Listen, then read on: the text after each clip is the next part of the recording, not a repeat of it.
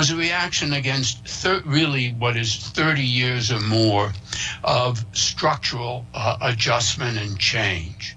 And what happened there was that a series of forces converged on this particular area, and together and together they had an enormous impact, and they really destroyed the employment opportunities and the whole communities in which people's lives and their understanding of themselves were embedded. So the question we have to ask is, how did that happen, and how come public policy did nothing previously to address it? And indeed, where are the ideas going to come from to address it today?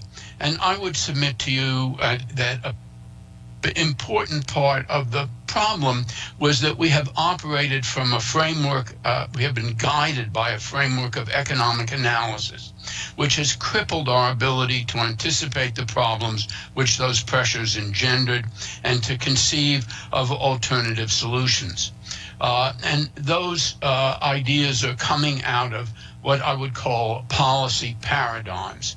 And I'm particularly concerned with two policy paradigms, two frameworks through which we have thought about the economy.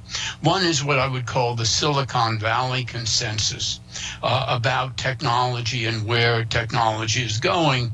And the other is a paradigm of globalization. Now, I want to take issue with both of those, the way we've thought about both of those issues.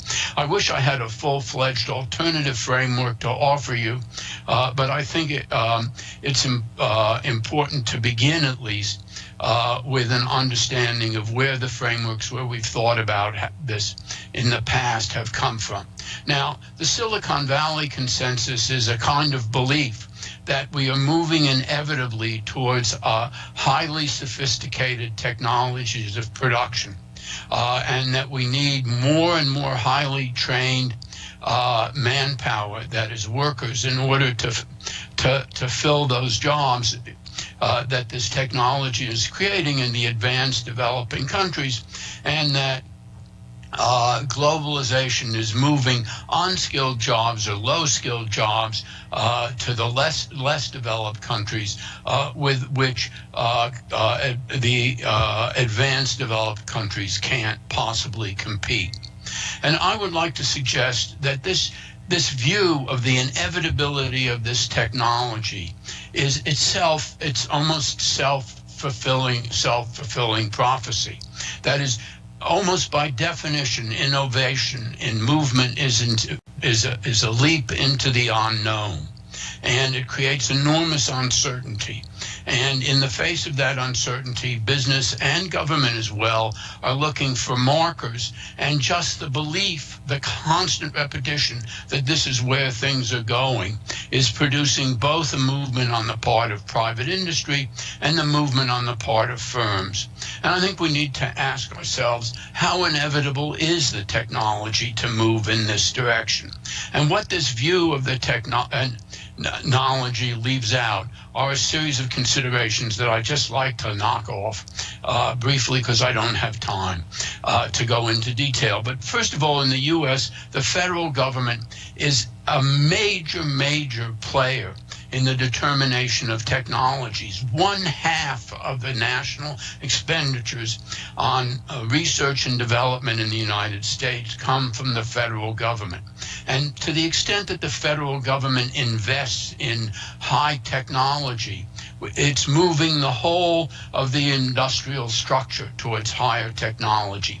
And if it were to invest instead, or to put an emphasis instead on technologies which employed less skilled workers, and on technologies of education which enabled less skilled and less highly trained workers to get access to higher technologies, technology would inevitably move in the other direction. How fast it would move in the other direction, we don't know, or we can't be sure. But it would be one piece of a response to to the pressures. A second factor that's played out in this kind of belief about technology is that it's affecting not only the investment in higher education in the United States, but it affects the educational structures of the developing world, and particularly for the trajectory of American development, it affects the educational structures in China and India. And China and India are led by this belief in technology to overinvest in higher education at the expense of their own population, but also creating a reservoir of highly skilled, highly trained workers that then are recruited into U.S. industry, and who staff this high technology, but at the same time operate to increase the pace of technology itself, and so the belief, in a sense, is a self-fulfilling prophecy. It becomes a mechanism of change rather than a reflection of forces that are already there. Secondly, and here I'm going to just briefly refer to the fact that we think of technology in terms of formal education and formal training, and yet we completely neglect, in this view of technology, tacit knowledge, clinical knowledge, knowledge that's learned on the job, and that seems, from what little we know about it, because it's been basically understudied and underdeveloped, a technology that is a way of understanding and knowing that is more accessible to less highly trained workers than the formal kinds of technology which we think of as framing the evolution of modern society. And this kind of tacit knowledge or informal knowledge, just to underscore the point, seems to be particularly important in that canonical industry of our current age, that is computer programming. Finally, I'd like to just say a word about the way we've conceived of globalization. It seems to me that we've talked about globalization without really thinking about what its impact, what its distributional impacts are, or what the path of adjustment to globalization is. So I'm particularly struck by the fact that that years ago now, but when we were debating NAFTA, and NAFTA was really not just the treaty, but the debate itself is emblematic of the whole movement towards an open economy in the United States. When we were debating NAFTA, we kept talking about computable general equilibrium models. And what that meant was that we were always looking at where the process was going to end up, what the end point was, and not on the adjustment process through which we got there. So we've gotten to a situation now where the whole debate is yes globalization or no globalization, whereas in fact that is what we should be looking at is the process of globalization. How fast is it taking place?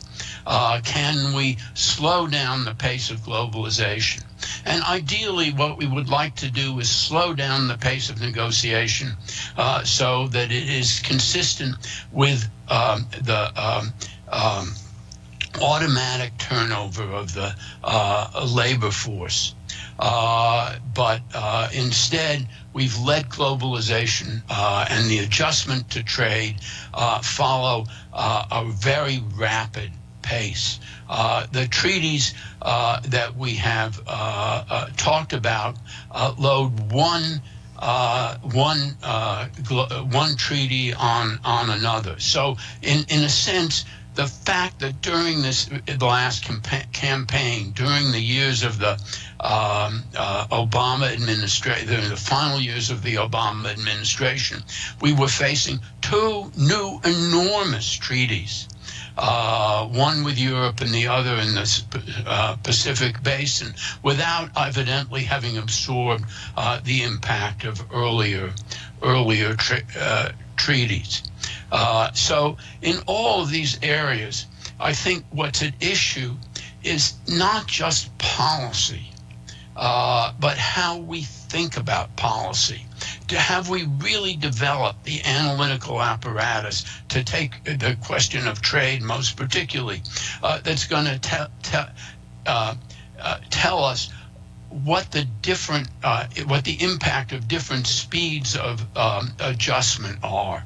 Have we developed an analytical apparatus will let us look at different paths through which we might adjust to the impact of trade?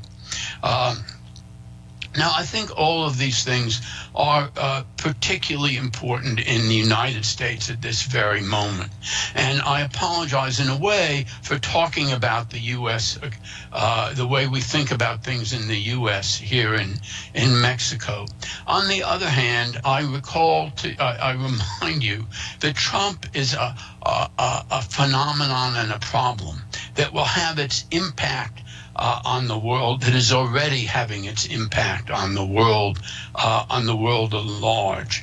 And I think one could look at similar themes in the Mexican economy of the last 15 years, in which you haven't paid a lot of attention to the adjustment process itself. And that what you have looked at in your view of trade are the places where employment has expanded. But have you really looked at the places where employment has contracted? Have you looked at the impact of the people who have been displaced by these movements? And have you thought really seriously about how rapidly the adjustment to the new economy has been in your own country? And finally, let me just underscore the fact that when we think about this, we have to be reminded of what my colleague Suzanne Berger has really underscored in recent years. This is not the first time that there has been a reaction in globalization. The last time there was a reaction against globalization was in the end of World War I. Indeed, World War I itself what marked the end of a period of globalization and world expansion and integration that was really comparable in many ways to what we've experienced in the last 30 years in integration today. But the result of that reaction was fascism, communism, and World War II. And one can see in what's happening in American politics today elements that are really scarily like the elements of that reaction. But I remind you that the reaction to globalization in the interwar period was conceived and driven by two strong ideologies, one fascism and the other communism. And if there's a difference between that period and this, is that there really is no ideology that is serving as an alternative to globalization. Trump turns out to have no coherent economic program, and Brexit and Britain has no coherent economic program either. So in a way, that's a particularly frightening aspect of this moment, but it also is an opportunity. It's an opportunity to us to conceive of and alternative ways of looking at the economic environment. And I would suggest and emphasize that at least three directions in which we need to think is: one, what really alternatives are there in terms of technological change? What determines the direction in which it goes in? Is it really as deterministic as the Silicon Valley consensus would suggest? Secondly, what are the ways in which people learn about jobs and learn job skills? And thirdly, what are the ways in which we can adjust and control the impact and adjustment process to the kinds of structural changes that the economy is forced to undergo? Thank you.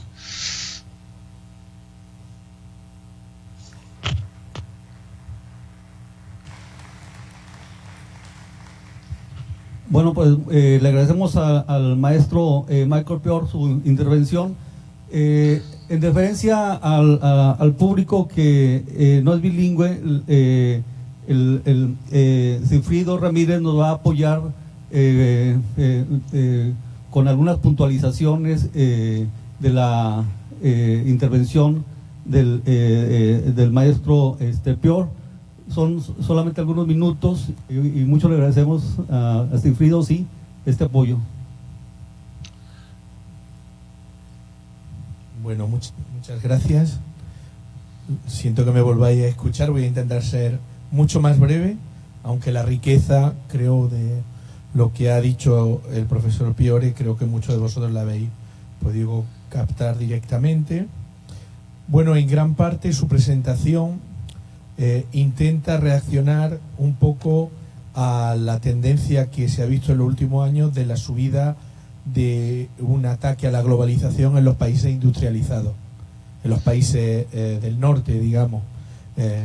Por un lado, el elemento, la interpretación del fenómeno Trump no es una interpretación de un hecho puramente estadounidense, porque también en Europa está el tema de Brexit, que reflejaba ya la misma tipo de reacciones a una globalización desigual. Por otro lado, también pues cita el caso que cuando hubo la elección del candidato demócrata, pues también hubo un debate sobre si Estados Unidos tenía que retirarse o ralentizar o cambiar la forma de su inserción en la globalización. ¿Qué es lo que él quiere hacer eso también? Porque a él le parece que gran parte del fenómeno Trump está ligado al apoyo que esta candidatura suscitó en el Medio Oeste, donde existía estadounidense, donde existía una clase obrera que se sintió víctima de un ajuste estructural y de cambio. Dice que ahí convergieron varias fuerzas con un enorme impacto de la globalización a nivel de empleo, pero también a nivel de la identidad de las comunidades locales que se sintieron atacadas por estas reestructuraciones industriales. Por ello, el análisis que nos propone es el de ver por qué el análisis económico no había anticipado estos efectos de la globalización, y lo que sería ya más interesante sería ver cómo desde una perspectiva alternativa se puede reflexionar sobre los impactos de la globalización. En particular, a él le gustaría presentaros que es lo que ha hecho dos paradigmas de política pública que han sido los que han guiado hasta ahora, digamos, la discusión sobre la globalización. El primer paradigma sería el paradigma que él llama del consenso de Silicon Valley, que de alguna manera nos cuenta que estamos yendo a una economía a una economía digital que requiere una mano de obra muy cualificada y que de alguna manera toma acto de que no es posible para los países avanzados el poder competir con los países en vía de desarrollo, y que es mejor dejarle los trabajos industriales de baja cualificación de una manera definitiva. Esto para él, este paradigma es el primero que va a discutir, mientras que el segundo que va a discutir es el paradigma de la globalización, de cómo se trata, de lo que es la esencia de la globalización. Entonces, para comenzar el primero, que yo he avanzado un poco, pues esta idea de que para él este consenso de Silicon Valley en realidad es una profecía autorrealizadora, porque que funciona más como, digamos, como creadora de efecto económico y político en un momento de gran incertidumbre hacia dónde va la economía. Se convierte en lo que algunos llamarían un referencial para el mundo empresarial y para el mundo de los gobiernos, ¿no? El tema que él nos propone es que nos preguntemos si eso es inevitable. Por ejemplo, él nos dice que uno de los elementos fundamentales frente a esa idea del consenso de Silicon Valley es recordar que es el gobierno federal el que es central en la creación de la tecnología, y que el gobierno federal estadounidense podía haber orientado la investigación, el gasto de investigación y desarrollo, que es al menos la mitad de todo el gasto nacional, hacia otro tipo de tecnologías que no fueran las que eliminan la mano de obra poco cualificada. Podían haberlo hecho hacia la formación o a la recuperación de algo que él luego va a hablar, que es muy importante estudiar para, yo creo, los investigadores, que es como el conocimiento tácito. Él dice el conocimiento implícito, el conocimiento con la práctica, ¿no? El learning by doing, como se conoce un poco en la literatura económica, ¿no? Entonces, él dice que el paradigma ha llevado a que se dé una importancia excesiva a la estructura educativa de la universitaria en todo el mundo, que han tenido un impacto incluso en China y en India, que han estado invirtiendo de una manera excesiva en sus universidades, dejando de lado la educación del ejército de reserva industrial, del cual benefician las multinacionales norteamericanas que invierten allí, ¿no? Con trabajadores que no están cualificados y que trabajan en estas empresas. El otro paradigma es el de la globalización, y dice que realmente qué es lo que sabemos del impacto de la globalización. Nos recuerda que los debates que hubo para el tratado el tratado NAFTA, se usaron una serie de modelos de equilibrio general que lo único que hacían era analizar el fin del proceso de la globalización, es decir, las consecuencias y no tanto el proceso de ajuste en sí. Y él cree que eso es lo que tenía que haberse analizado, cuáles eran los procesos, cómo ese proceso de ajuste se podía haber llevado a cabo de otra manera y medir los impactos en otro tipo de instituciones, y no solo a nivel cuantitativo de creaciones o destrucción de empleo. Para él, lo que demuestra la historia del Tratado de América del Norte es que fue un ajuste mucho más rápido de lo que se pensó en ese momento. Por otro lado, él piensa que eso también fue parte tuvo alguna responsabilidad también la administración de Obama, y ahí cita tanto el que se fuera a una firma del Acuerdo Transpacífico y del acuerdo con la Unión Europea transatlántico sin haber tomado una evaluación previa de los errores de medida que se hicieron con el Tratado de América del Norte. Dice que por eso tenemos que discutir no solamente de la política, sino también de cómo medimos estadísticamente estos temas. En Estados Unidos piensa que es muy importante. Para terminar, pues tal vez hacer referencia al trabajo de su colega Susan Helper, que nos habla de cómo esta vez las reacciones a la globalización el intento de cerrarse no es nuevo, es algo que sucedió también al final de la Primera Guerra Mundial, cuando se cerró el ciclo de la globalización del siglo XIX y nacieron el fascismo y el comunismo, se convirtieron en ideologías que creaban una alternativa a esa globalización. Él tiene miedo de que en Estados Unidos algo pueda moverse en esa dirección, pero por el momento él dice que lo único que podemos tener algún alivio es que por el momento no existe esa ideología compleja alternativa a la globalización y yo diría también reaccionaria en este caso, pero que lo que sí hay es una resistencia de la cual Trump y el Brexit son elementos. Por eso nos propone, ya para terminar, 3 puntos que deberíamos de estudiar como investigadores, creo. Y el primero es estar atentos al cambio tecnológico, no creernos el consenso, sino cuestionarlo, ese contexto de la transformación del consenso de Silicon Valley. Por otro lado, ver cómo se crea la cualificación en el trabajo a través de esos conocimientos tácitos e implícitos. Y por último, cómo se ajustan los sectores industriales a los cambios estructurales. Esta es la agenda de investigación que nos proponía. Gracias. Muchas gracias, Gefrido. Antes de escuchar la plática de Mario, vamos a iniciar unas preguntas para el ponente, Michael Pior. Son 2 modalidades, digamos. Alguien lo puede hacer en inglés, quien lo desea hacer en español, pues aquí hay apoyo para traducirlo al maestro Michael. Puede hacer las preguntas en español. Si yo no entiendo, yo lo digo. Okay. Pues muchas gracias. Entonces, iniciamos con las preguntas.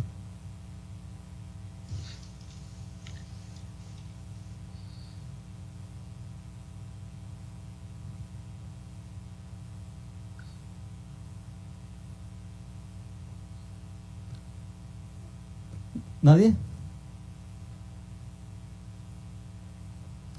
¿Alex?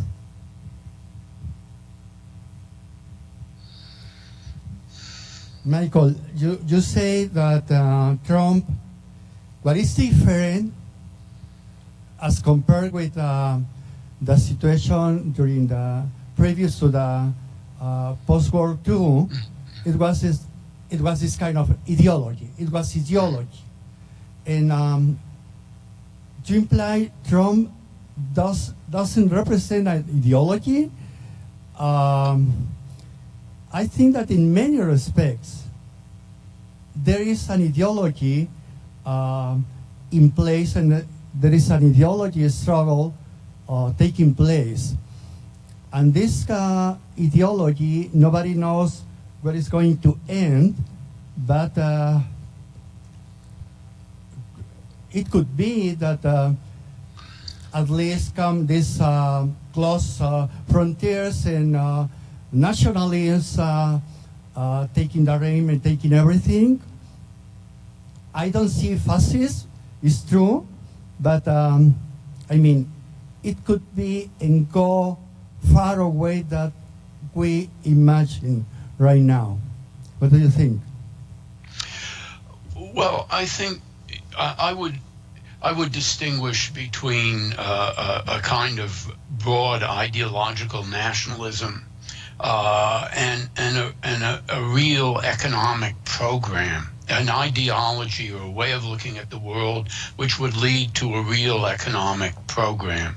And if you look at, that is central planning. If you say the emergence of the Soviet Union, it involved a notion of central planning, and it was a whole way of organizing the economy. you can say what you want about it. I mean, and what its faults turned out to be historically, but it was an idea of how to organize the economy. And if you look, for example, at the fascists in Italy or in particularly Franco's Spain, they also had an idea of how to reorganize the economy in the political process. They had sort of a map, and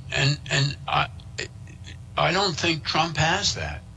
I don't see any signs of that. His economic program is really inchoate.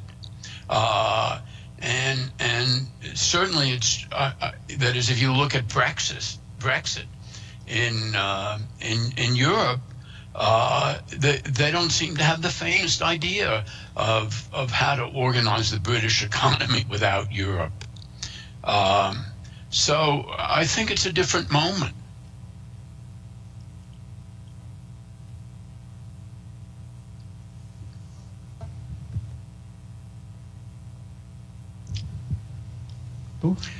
But I admit that it's a very confusing time that we're living in.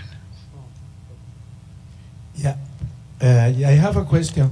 There is another economic paradigm which is rising now, which is the one I tried to present a little bit before, which is this rising of the localization of industry near to local governments and regional governments.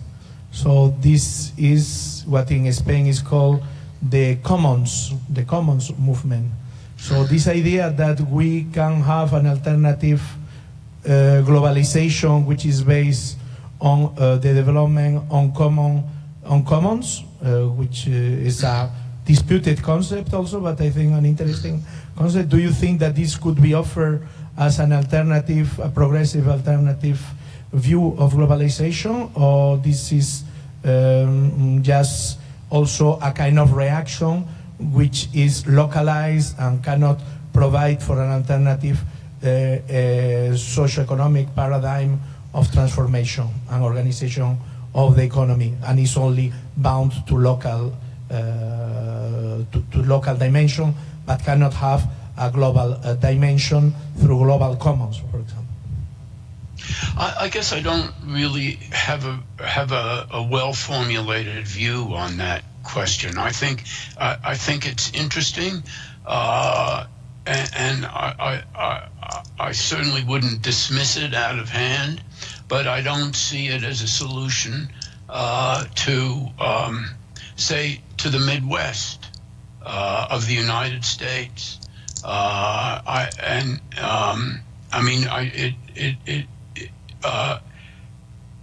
It seems like it bypasses the idea, or it doesn't deal with the idea that there are macro forces at stake, and that.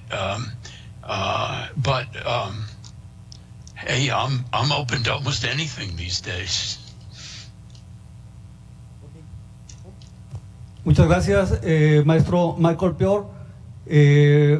Vamos a seguir con Mario Cimoli, que como ya lo presentó Alex, directivo de la CEPAL, profesor de la Universidad de Venecia y estudioso de políticas económicas para el desarrollo, sí, industrial, innovación, ciencia. Le damos las gracias, maestro, por su presentación. Bueno, muchísimas gracias. Un gusto, gracias por haber subido la temperatura, que vengo con una gripe brutal. Es un regalo el más lindo que me podrían haber dado. Chao Michael, espero que estés bien, de lo mejor. Un cariñoso y abrazo. Y pongamos la presentación, ya, sí. Lo matamos directamente. Le bajaron, le cortaron la cabeza. Yo no quería que lo mataran. Bueno, a ver, yo les quiero hacer una presentación un poquito va en torno a lo que dijo Michael de lo que tiene que ver con tecnología y globalización, y tiene mucho que ver con lo que está pasando en América Latina. Algunos de los datos que van a ver acá son completamente nuevos y me da gusto que esto se pueda discutir en un seminario de la MED que nos invitaron, y desde ya desde el punto de vista de la CEPAL para nosotros es un placer estar acá y poder colaborar en todo lo que sea investigación y análisis de política sobre estos temas. El título de la canción es esa, y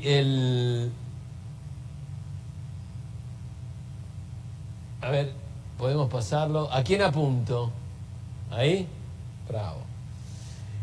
Los temas son un poquito estos. Quería hablar un poquito de lo que está pasando globalmente, tiene mucho que ver con lo que dijo Michael. ¿Qué está pasando? ¿Cuáles son las tendencias económicas? Explicar cuáles son las incertidumbres presentes en la actual situación y cómo describirlas.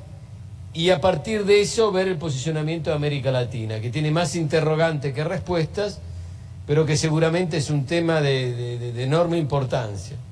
No saber leer América Latina en el actual contexto global y la disrupción de la tecnología será uno de los más grandes errores de política pública de muchos de los gobiernos a nivel regional.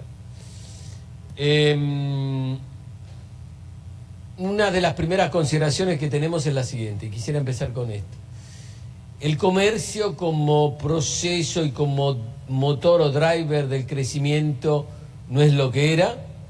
Nosotros observamos claramente que la relación entre comercio y producto a nivel global es 1 a 1, que quiere decir que el comercio no es un driver como lo fue en los últimos 30, 40 años, cuando se integró Europa, cuando se abrió China, cuando se firmó el TLC, cuando todos los países siguieron políticas de export ley muy fuertes. Hoy la relación entre comercio y producto es 1 a 1, que quiere decir que esto en algún modo debate y pone a la luz todo el tema de export-led, y por lo tanto el comercio es una variable crucial, pero es una variable que no tira más a la economía global como lo tiraba años atrás. Esto tiene mucha importancia, primero por la política misma de los países a nivel regional y porque genera cuellos de botellas en la economía global que se reflejan en surplus y déficit y surplus concentrado en algunos sectores de la economía global muy fuerte, lo vamos a ver también. En este contexto, a partir de la crisis del 2008 y las políticas macro de actuación de los países más avanzados, Estados Unidos, Europa, y quantitative easing, hay una recuperación de la economía global. Esta recuperación de la economía global es lo que nosotros llamamos, hay un global uptick fuerte, que es un rebote, y lo confirmó el fondo ayer, pero lo dijo CEPAL antes que el fondo, que estas economías están creciendo a un promedio de 2%, no está mal, y se habla de una salida de la crisis, lo que en algún modo puede ser verdad, pero nosotros no estamos convencidos que sea tan claro y tan determinístico el proceso. Esto es muy importante porque el efecto de esta salida de la crisis actual está afectando el crecimiento de la región de América Latina. Las economías del Cono Sur están mostrando tasas de crecimiento positiva, incluso México y América Central muestra una tendencia hacia arriba, no muy marcada, pero la muestra. O sea, la región en algún modo está creciendo, o sea, las economías más especializadas en recursos naturales que las otras están en algún modo creciendo. Pero esto tiene algunos temas delicados. El primero, la inversión en las economías en desarrollo no crece como crecía antes. Y por lo tanto hay un problema del que llamamos nosotros de demanda efectiva global. La demanda efectiva global no está trainando, está siendo un driver del crecimiento como se esperaba. Y el comercio, por otra parte, está creciendo en volumen, pero no muchísimo. Hay una parte de la economía global que el comercio crece por precios. Por lo tanto, inversión no crece mucho, el volumen no crece mucho y hay un problema de demanda efectiva a las economías. ¿Qué quiere decir que haya un problema de demanda efectiva? Que a nivel global las economías que están creciendo están demandando poco, están haciendo mucha política de export-led y al no demandar poco no afectan las otras economías en desarrollo. Por ejemplo, el surplus comercial, manufactura que está creciendo, se mantiene estable en Alemania y China, en algún modo no son driver, ni trainan, ni tiran lo que puede ser nuestra economía, el proceso de diversificación de la misma. Y esto se ve en la persistencia de los imbalances. Cuando uno habla y empieza a describir al gobierno de Estados Unidos, y todos acá tienen una descripción de Save Melania a esto, al otro, creo que eso es lo que ahora ya casi, espero que no pase más de moda, que es el political correct, que era bien criticarlo. Pero si uno va en profundidad a entender la política de Estados Unidos, uno observa clarísimamente que tiene surplus en algunas variables, déficit en algunas variables del sector manufacturero brutales, como puede ser con Alemania y China, y que en algún modo la tensión de la política global de Estados Unidos, China y el mundo refleja la dinámica, los surplus que hay en las relaciones comerciales. Este es un tema importante porque no lo dice solo la CEPAL, hubo un reciente número del Economist mostrando esto en primera página, en algún modo quote and conde culpabilizando al déficit de la economía alemana respecto a lo que es el golpe sobre la integración europea y lo que es también las tensiones globales y la incapacidad de Alemania de aumentar los precios y por lo tanto ser un driver de los salarios en una economía global. Entonces, el tema está presente. Cuando uno critica, dice Trump no me gusta, puede decir lo que quiera, pero el tema de la política de Estados Unidos refleja este surplus en manufactura que tiene una contraparte en lo que son las cadenas de valor y los modelos y tiene una contraparte en el desarrollo de las nuevas tecnologías globales. El que mantiene esos surplus crece en la manufactura, el que mantiene los surplus tiene economía de escala para sus empresas y el que mantiene los surplus crea redes y procesos productivos, lo que es el nuevo paradigma de la automatización. Entonces leer esto a la luz de la variable económica queda mucho más lindo y es mucho más interesante que leerlo a lo que nos están impulsando casi todos los medios, que no digo que yo estoy de acuerdo, no me importa a mí leer CNN. Para mí lo que me interesa entender como economista y como es el tema de lo que está atrás de todo este tipo de procesos, que es mucho más complejo. Pero todo lo que se está viendo de positivo y las tensiones, ¿no? Hay tres incertidumbres que son importantes.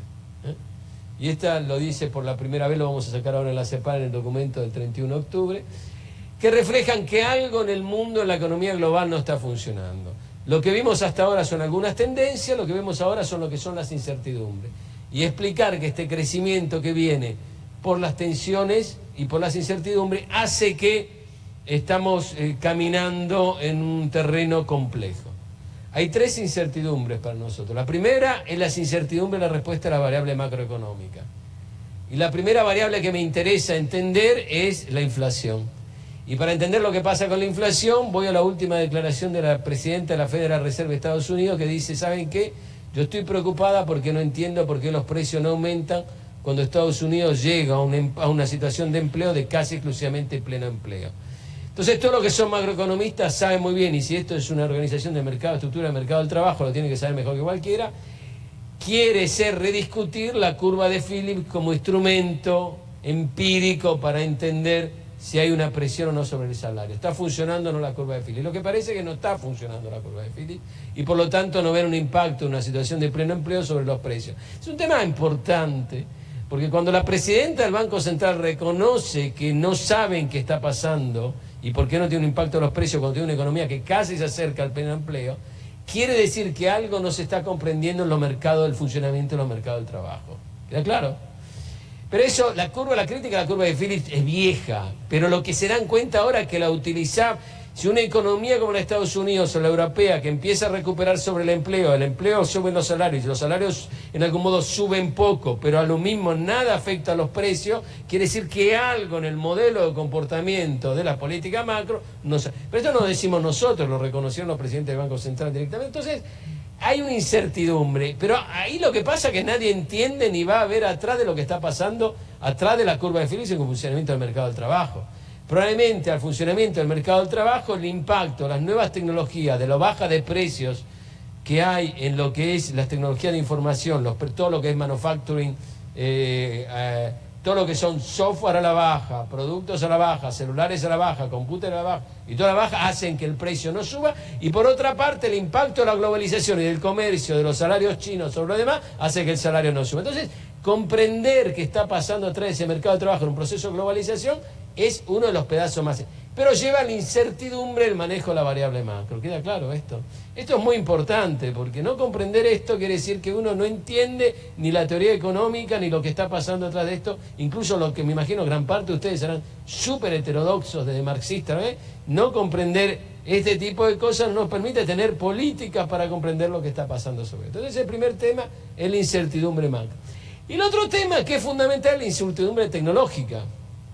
Y la incertidumbre tecnológica, desde mi punto de vista, tiene tres caras. Una primera cara tiene que ver el impacto sobre los modelos de negocio y la organización industrial. Quiere decir, una vez que tengo esta nueva tecnología, que son las plataformas digitales, lo que quiera, modifica el modelo de negocio y la plataforma de...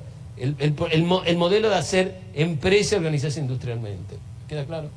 Y eso cambia la estructura de la empresa misma, desde una layout de planta todo automatizado en línea continua para hacer un batch, todo en mecanismos que son mucho menos continuos en proceso, mucho más dirigidos, mucho más flexibles, mucho más relacionados, a veces importa o no el territorio, o sea, cambia el modelo de organización industrial del vino. Y eso va a afectar el empleo, por lo tanto hay una gran incertidumbre de lo que está pasando sobre esto. Y hay una gran incertidumbre de lo que se mide en la política económica, o sea, todos dicen la productividad no aumenta. ¿La productividad no aumenta por qué?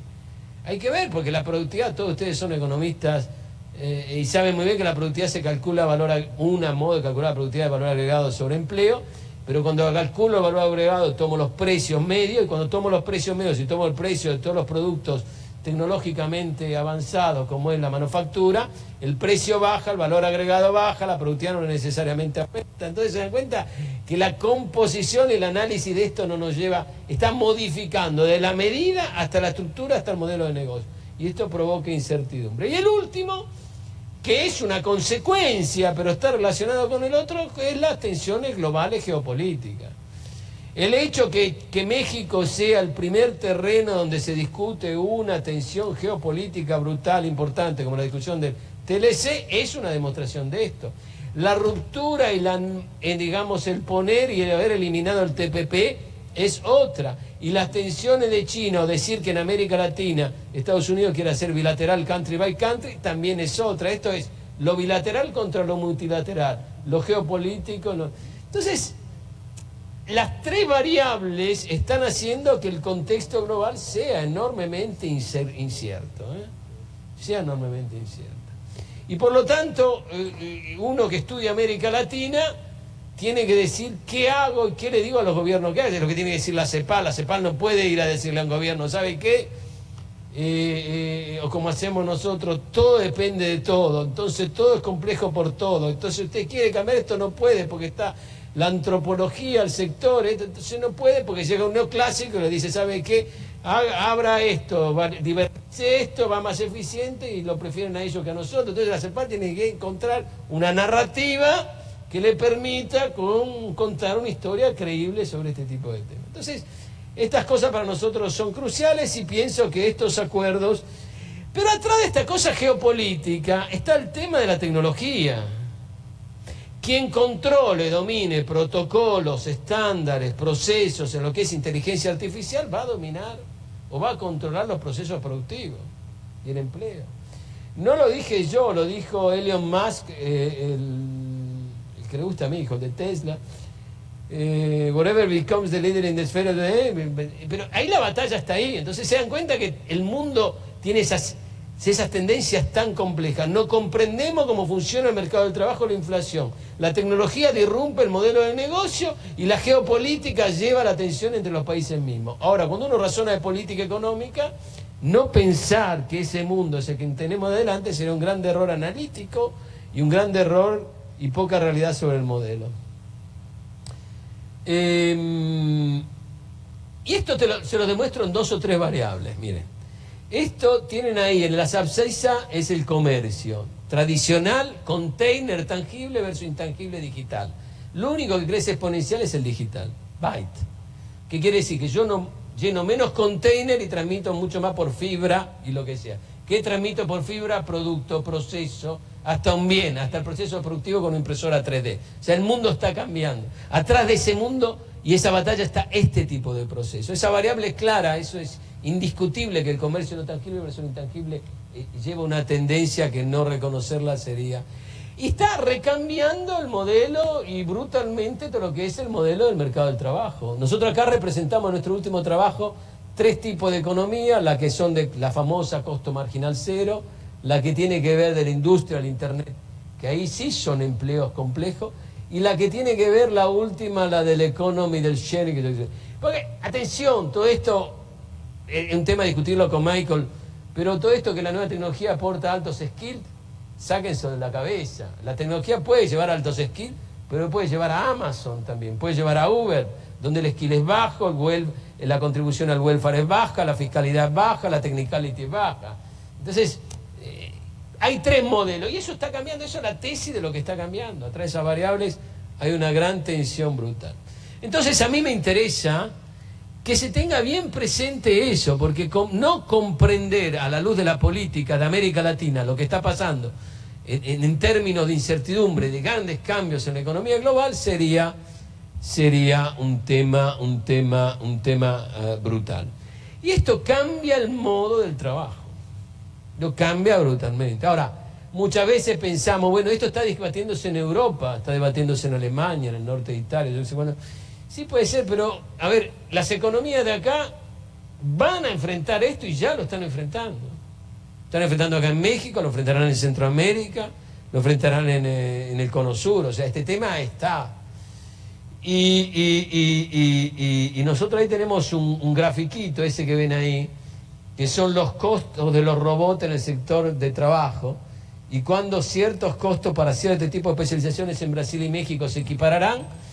Nosotros estimamos que en el 2018 una parte de un cierto número de vectores de robot se equiparará completamente al costo.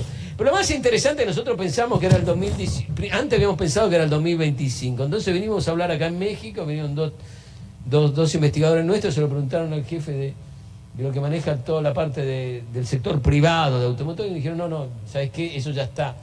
Ya el robot soldador sustituye al soldador humano, no solo por costo, sino por precisión y por flexibilidad en el manejo. Entonces ese proceso ya está. Y cambia completamente el modelo de hacer negocio, desde Uber a Amazon.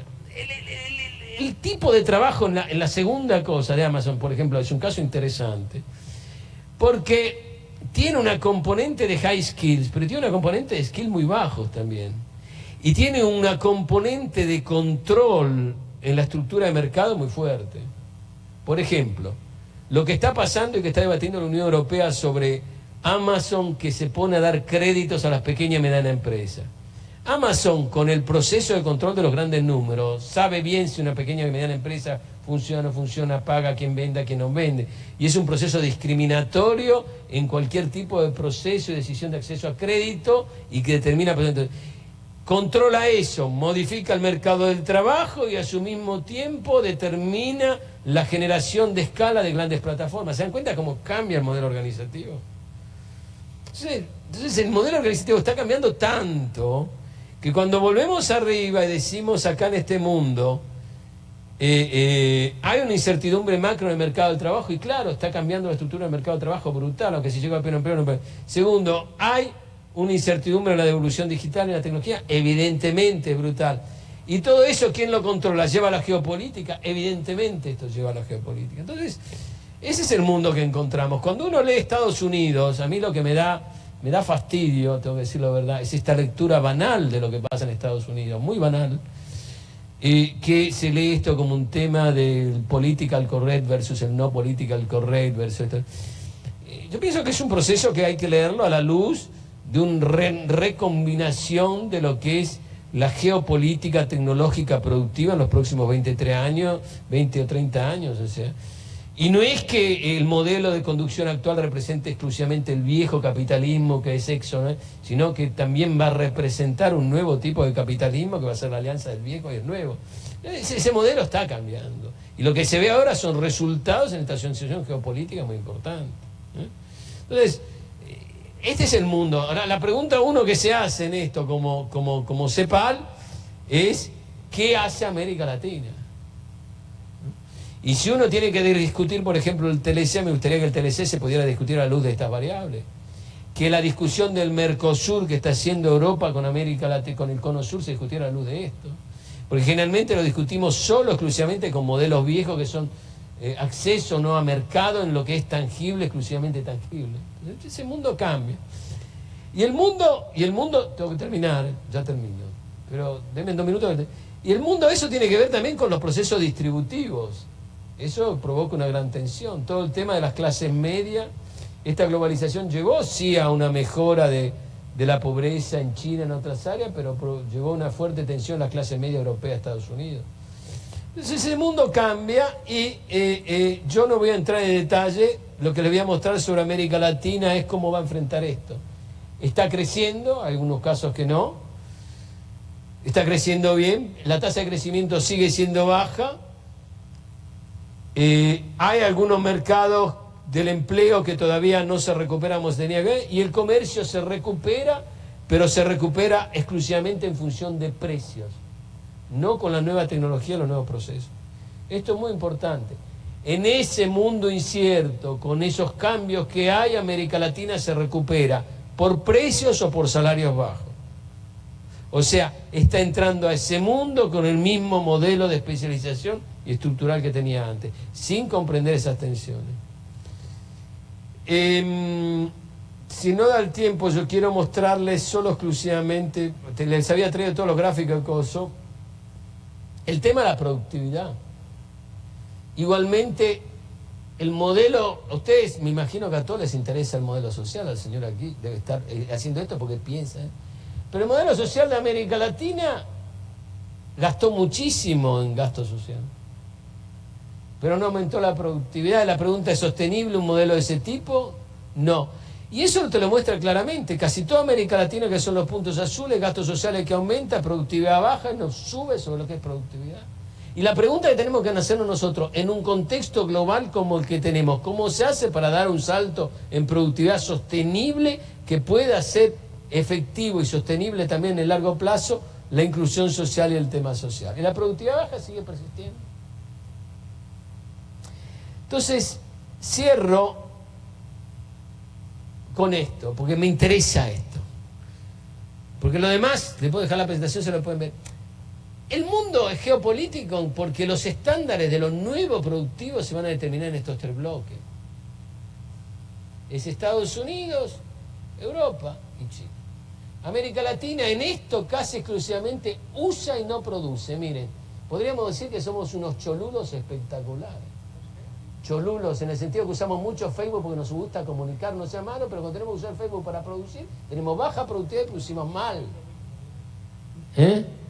O sea, nos gusta usar el Facebook porque nos gusta comunicarnos y amarnos, pero cuando vamos a producir, producimos casi nada. Entonces el modelo de producción y productividad en un contexto ese fuertemente en tensión es un tema complejo. Entonces hay que leer América Latina a la luz de eso. No leerlo a la luz de esto sería un gran error de política económica. Y seguimos manteniendo la brecha. Todos estos números son nuevos. Estas son la CEPAL no calcula más, empieza a calcular todo lo que es brecha tecnológica en términos de Internet of Things, robot, acceso digital y todo eso. Eso nos interesa ahora.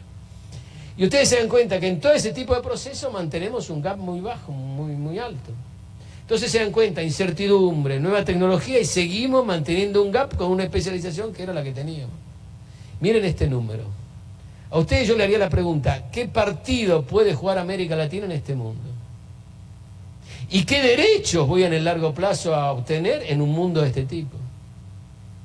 El nivel y la ruptura es tan grande, el gap, que evidentemente se requiere razonar a política.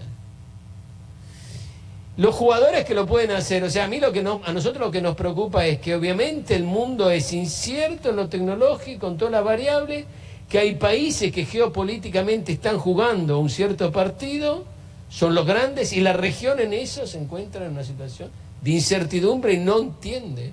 Si a mí me anuncian que con CONACYT han cortado el 30% de los gastos en ciencia y tecnología, yo veo esto y digo, estamos sonados. Y más en un mundo incierto, no sabemos.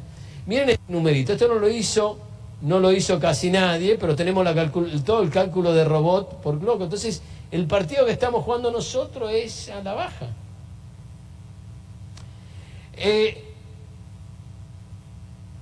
Y el mundo cambió por tipo de empresas. Seguimos razonando como si las empresas fueran las mismas de antes, cuando el líder, las globales empresas cambiaron fundamentalmente, son casi todas las plataformas digitales. Entonces, incertidumbre macro, no se sabe, pero tiene que ver con el mercado del trabajo, tecnología que irrumpe en el modelo productivo, en lo que es tensión geopolítica, una región que no recupera en esta variable y tiene una política que no la está implementando. Y hay una potencialidad brutal en estos sectores, y el caso de México y Centroamérica es brutalmente uno de los que más va a estar afectado por esto. O el más, o sea, va a estar afectado esto, va a estar afectado San Paulo y todo lo que es el distrito industrial brasileño, va a estar afectado Argentina, algunos sectores de recursos naturales, pero acá hasta Centroamérica va a estar brutalmente afectado por esto. Nuevos trabajos y habilidades, y acá es el último tema, es el costo hicimos todas las estimas para ver cuándo se va a sustituir la mano de obra.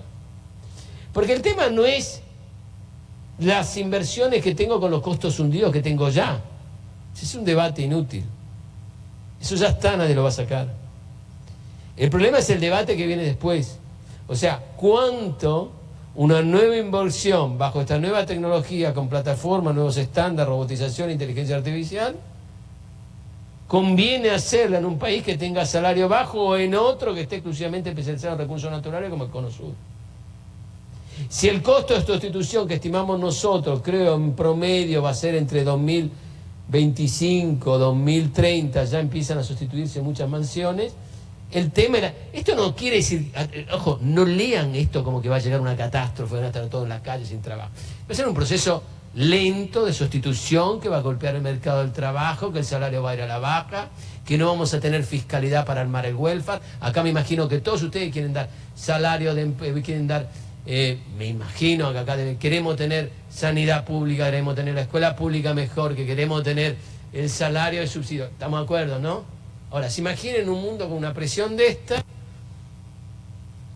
¿cómo van a hacer la fiscalidad y welfare para sostener eso en una región con la presión que tenemos nosotros? Si este debate se hace en Europa ya por el ingreso medio del otro, ¿qué debate de política estamos armando acá? Cierro. Que este es el tema. O sea, leer lo que está pasando desde un punto de vista ideológico sería un gran error. Fuertes tensiones que hay en el mercado del trabajo, las tecnologías, los modelos de negocio, el reposicionamiento geopolítico de los grandes bloques, cómo se posiciona América Latina en esto, es importante. América Latina no puede no razonar a políticas públicas que no vean este horizonte. Sería un gran error, y no pueden no negociar acuerdos comerciales que vayan a la luz de un debate de este tipo.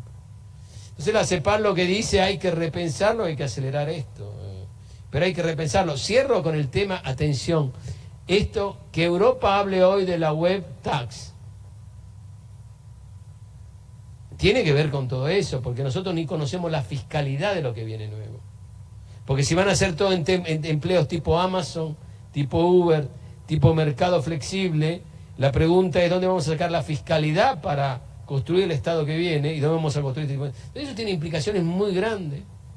El problema es que si la región sigue discutiendo mirando hacia atrás, cuando llegue todo esto otra vez vamos a perder otro ciclo de lo que teníamos adelante. Un poquito el debate es este. Muchísimas gracias.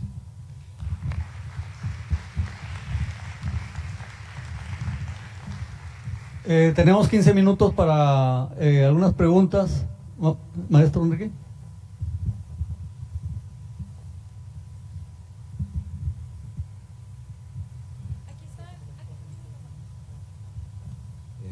Bueno, Mario, gusto saludarte después de varios años.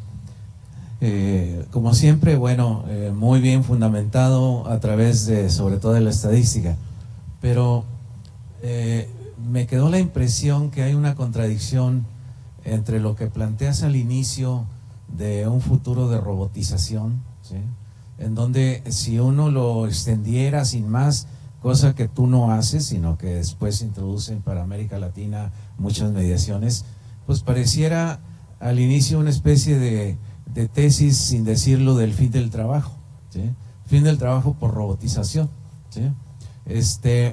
Pero en la segunda parte pues muestras grandes debilidades de este tipo de proceso, incluyendo informatización en América Latina, de tal manera que la pregunta es, ¿cuál sería el impacto en América Latina de robotización e informatización en condiciones como muestras al final? Al parecer no muy intensas.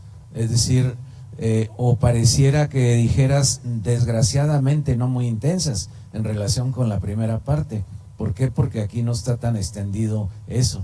Esto se relaciona con el encuentro que tú sabes hizo la OIT en Turín, donde me tocó participar hace 15 días, en donde el tema era también el futuro del trabajo en América Latina.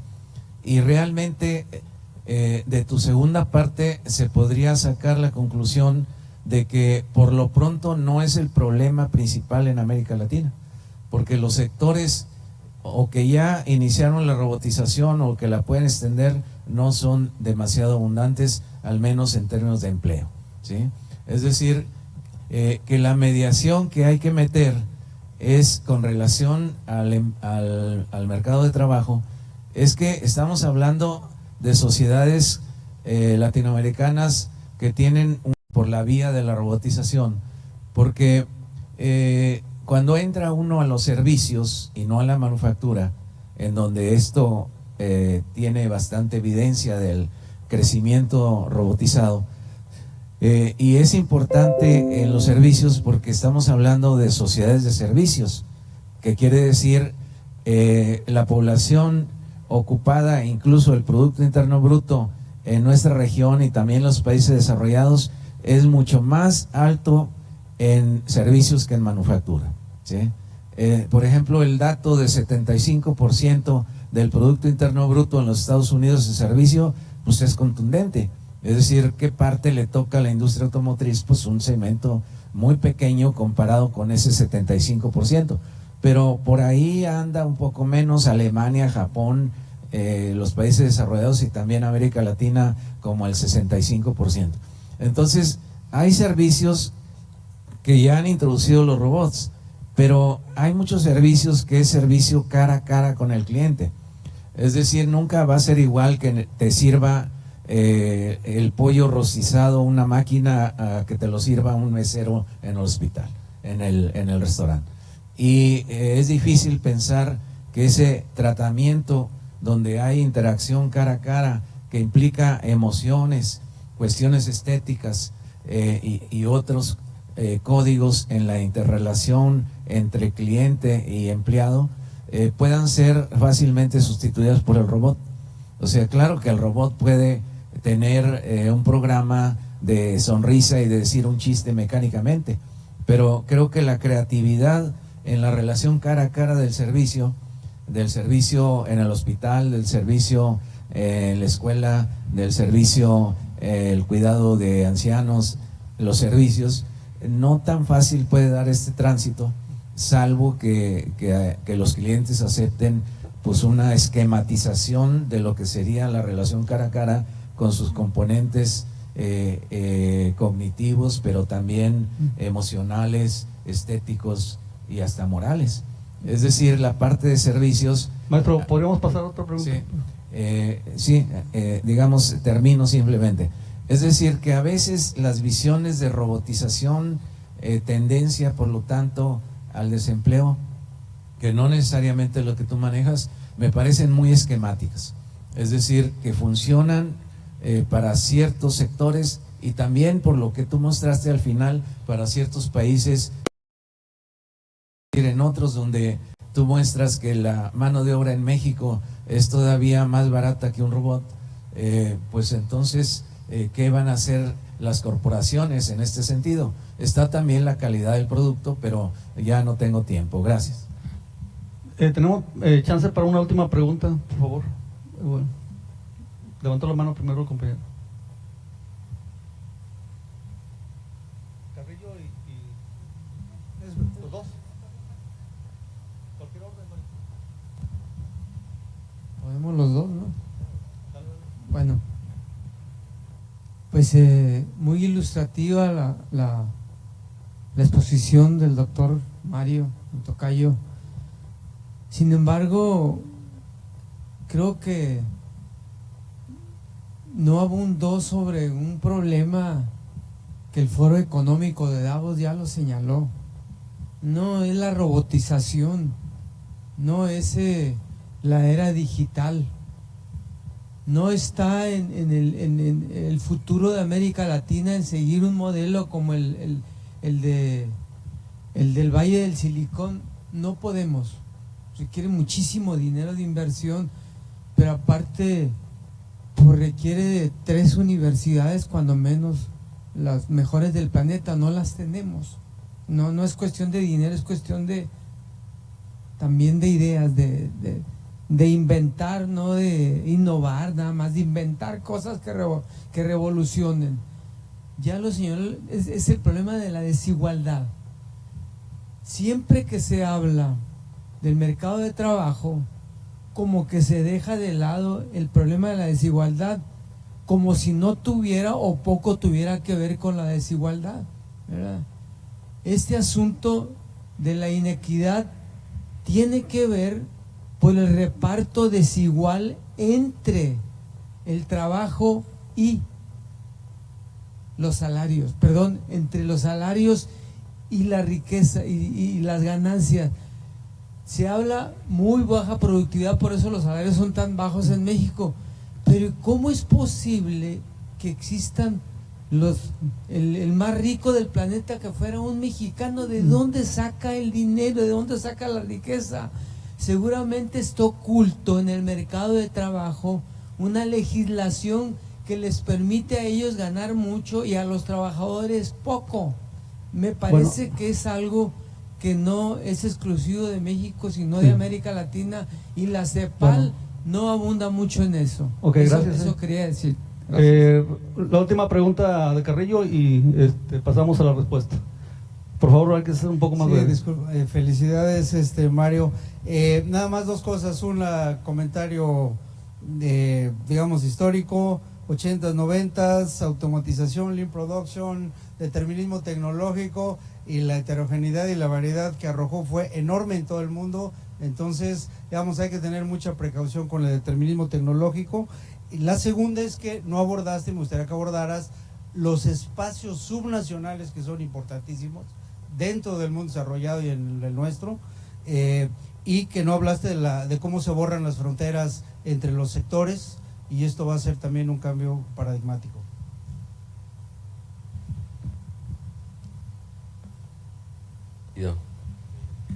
Gracias por las preguntas. A ver, la idea no es, quiero ser claro, no es que la idea, esto viene, no va a haber empleo, la idea es un tema que va a tener un impacto, ese impacto hay que comprenderlo y hay que tratarlo.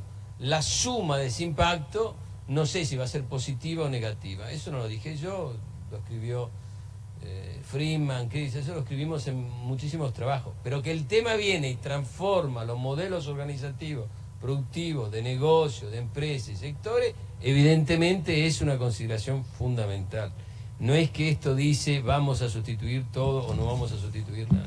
Y retomo lo que dijo Carrillo, que me parece fundamental. Esto rompe la definición de sector. Cuando uno habla de servicios, ¿qué servicios? El servicio, el automóvil hoy se hace con servicios o con manufactura, como era. El automóvil hoy tiene una componente de servicio, que es un producto manufacturero, más elevada que la traducción del producto manufacturero. Entonces, la composición y el límite del sector cambia brutalmente. De hecho, la CEPAL piensa que utilizar las definiciones viejas de sectores no ayuda a la política industrial y tecnológica.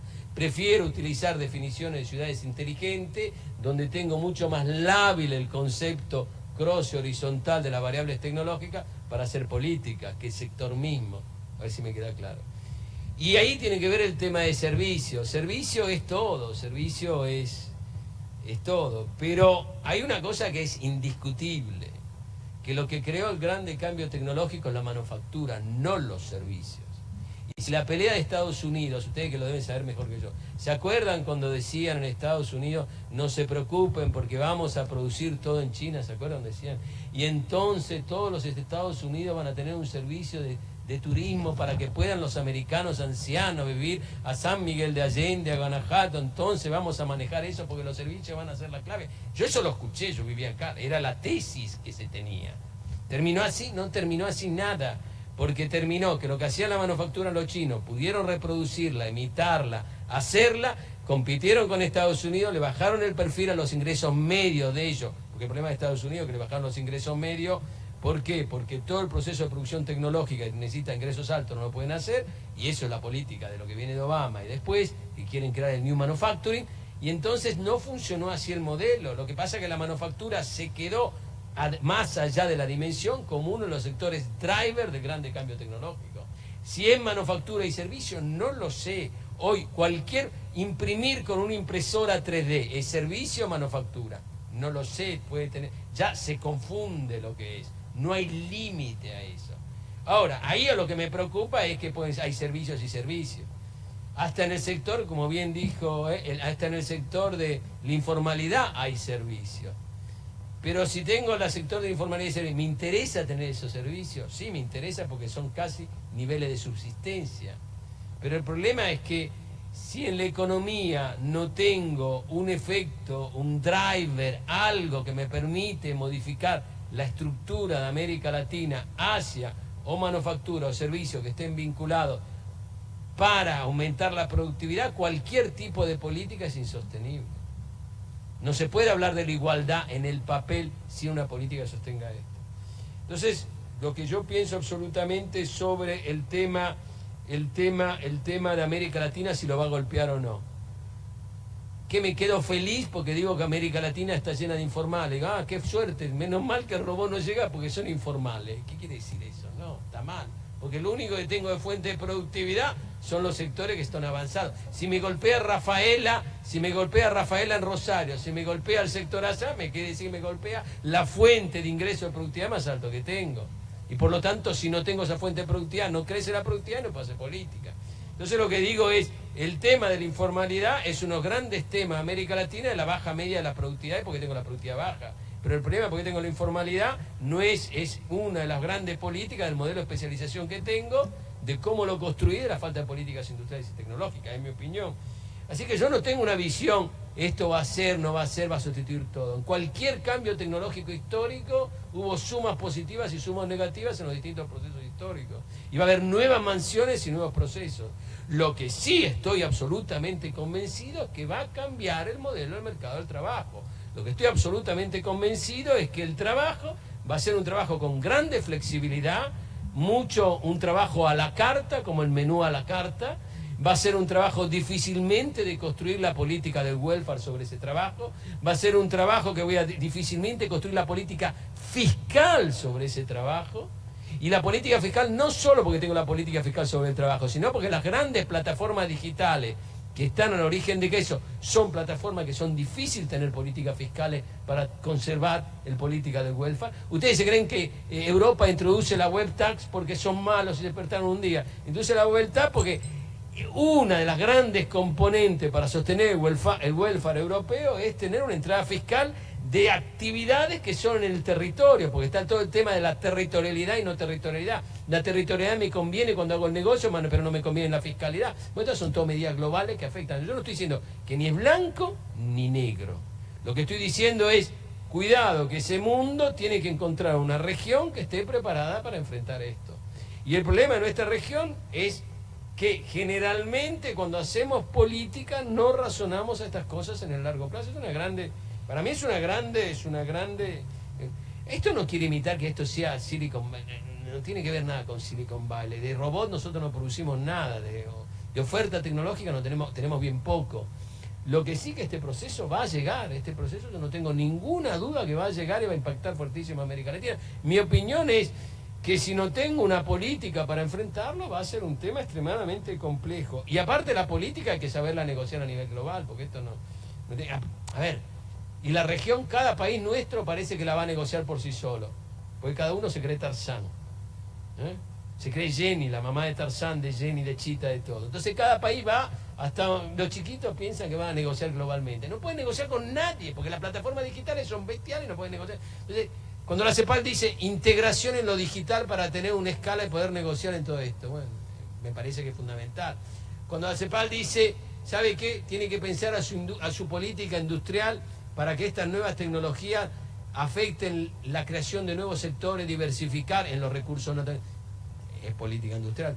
Cuando usted tiene que pensar a la evasión fiscal que tiene en América Latina, que es altísima, y la elusión fiscal, para construir estas políticas. Cuando la CEPAL dice, si usted no hace esto, el grande problema suyo es la desigualdad, porque la desigualdad es base y resultado de este tipo de procesos, bueno, nosotros pensamos así.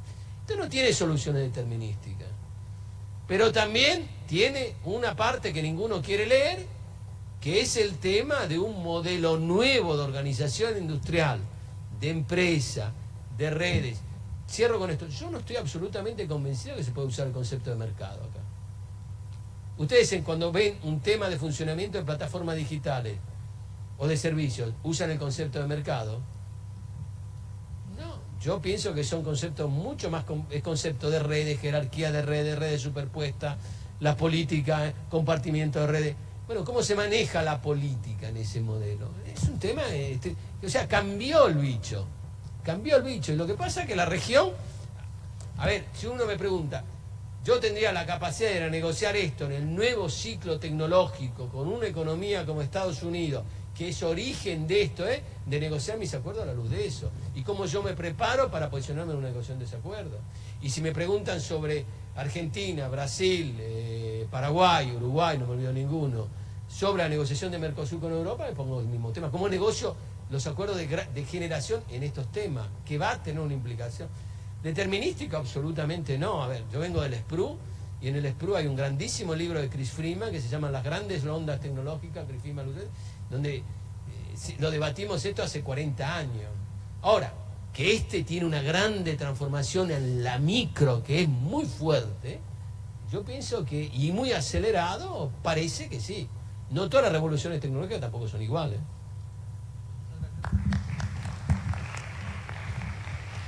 Bueno, pues le damos las gracias a Michael Pior, a Mario Sigfrido, pues muchas gracias también por el apoyo. Solamente les quiero comentar de que hoy tenemos dos actividades muy importantes, además de las mesas, que está el homenaje, sí, a la trayectoria de Enrique de la Garza y reconocimientos a los presidentes de la MED. Los esperamos. Les recuerdo algo, a las 3:30 volvemos, y un pequeño anuncio. Hubo un cambio en el programa, en la presentación de libros. El libro La fábrica de la crítica a los trabajos subcontratados de la industria electrónica en México, de Gabriel Mendoza Zárate, de comentaristas Carmen Bueno, Arnulfo Arteaga y Jordi Micheli, se cambia de lugar al Salón E de posgrado en Ciencias Sociales para el día jueves de las 12 a la 1 de la tarde. Este libro se iba a presentar el jueves de 7:30 a 8:30. Cambia la hora de 12 a 1.